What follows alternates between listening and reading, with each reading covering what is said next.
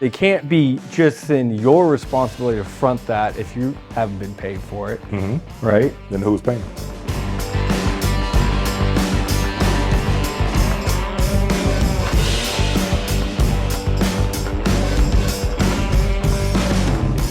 Everything works perfectly per payment terms. Do the current industry standard payment terms work for subs? No, I don't think so. Okay. No. What do you guys think? Well, if 16% of the subs are getting paid net 30, right? Is that what you said? Then obviously it's not working. So it seems like the disconnect to me is the pay when paid clause. This seems patently unfair because you don't control that. Some way he doesn't control that, the owner controls it. You know, when we say in fixing things, and then we have to determine what fix means, because if the fix would be to get away from pay when paid, and subcontractors are being paid net 30, then the issue goes from a subcontractor issue to a GC issue. Because now I have to pay you within 30 days or I have problems, but I still haven't got paid from him. So now we're having this whole conversation again, but I'm sitting right there. But I think it's gotta go further than that, to your point, because it can't be just then your responsibility to front that if you haven't been paid for it, right? Then who's paying? So who's paying? So it comes back to start where the money starts flowing. How do we shorten the time period from essentially the sub billing to the source of funds and decrease that time frame? Every day has to be painful, which means you have to charge interest. Yep. That's the only thing I can see. Because when my tenants are late, we charge interest. Right. That's every business does it. Per contract. A lot of my contracts with clients, we can charge interest after, I believe it's 45 to 60 days. But again, it depends on the contract. But if you look at AIA 133, you can charge interest in those contracts after a certain amount of time. Have I been? Do you do it though? I'm trying to think right now. I don't think I've ever done it. I don't think I've ever charged interest to a client, but that's the answer. We have. If you do that, and I'm doing it right now. Yeah, if you do that, then it comes into fat meat. Sometimes you gotta teach people that fat meat is greasy. Anthony, what would happen if Matt charged you interest for every day past due? Past 30 days? Yes. He could charge me as much interest as he liked, but if my contract doesn't state that I have to pay him in 30 days, then it would have no bearing.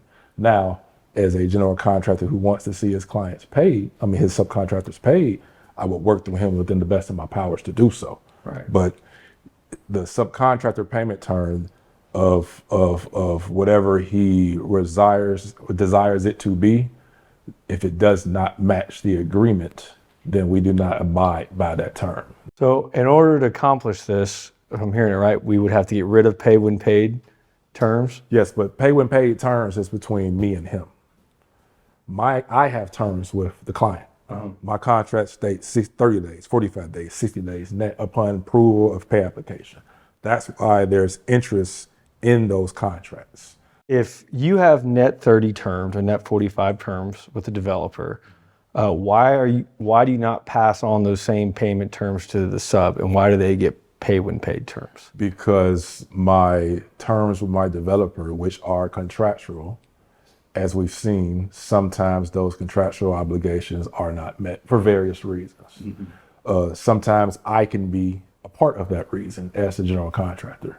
So since I know that is the terms, I don't want to alter the cash flow that I have on my end without the proper cash flow from my client itself. So Matt, are you satisfied with this answer?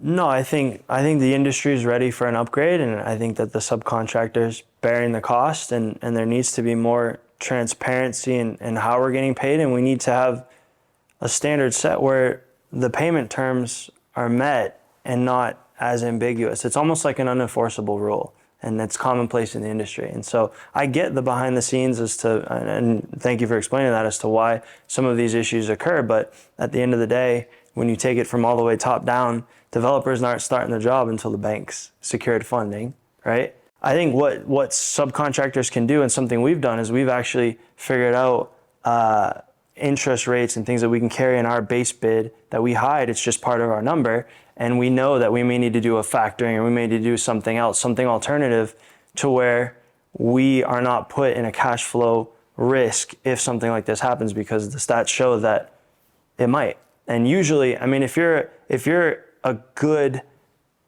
a good relationship with a general contractor, you've built a good brand, if you're adding a couple percent to a job, it's more than likely not going to kick you off. And so we keep that in our back pocket in our bid to know that if we need to factor, if we need to do something alternative to help keep our cash flow secure and deal with this issue, that we've got it already job costed in. As the GC and developer, how do you guys view subs using alternative forms of financing to help improve their own cash flow so they can execute on your project and multiple projects at once? I mean, this country was built off of people making money with other folks' money.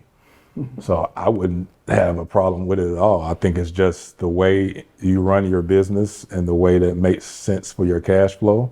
If that's something that you could utilize to help out with your situation, that I don't have a negative view of it at all. I think it was actually something that people should look into if it doesn't cost that much money, because it has to be an interest amount paid. There's a service fee to be paid for that type of activity. But if it makes good sense for your company and you utilize it, and I think it's great, personally.